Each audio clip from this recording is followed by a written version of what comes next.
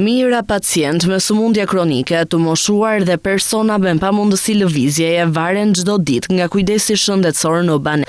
Megjithatë, sipas organizatës Together for Life, ky shërbim jetik vazhdon të funksionojë pa një linjë të dedikuar financimi, duke vënë në rrezik qëndrueshmërinë e tij. Në vitin e parë, ky shërbim do të ishte kosto e këtij shërbimi do të ishte rreth 970 milion lekë.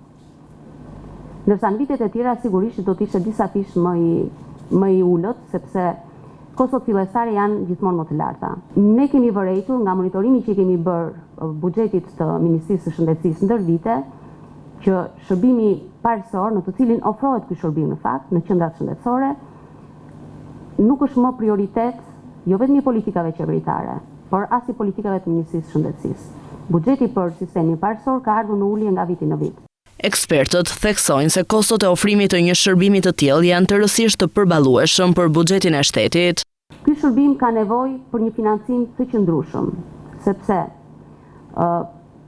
infermierët që ofrojnë këtë shërbim dhe që janë infermierë të kualifikuar për procedurat të avancuara mjekësore, ka nevojë të mbështeten me transport për të shkuar pranë banesave të pacientëve, veçanërisht pacientëve që ndodhen në zona të thella, në zona malore dhe në zona rurale që ndodhen larg qendrave shëndetësore dhe larg shërbimeve të tjera shëndetësore.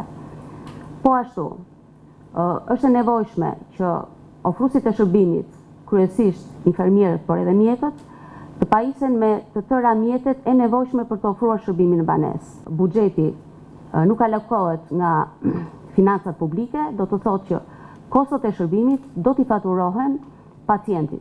Organizata kërkon që financimi i kujdesit shëndetësor në banesë të garantohet në buxhetin afatmesëm 2027-2029.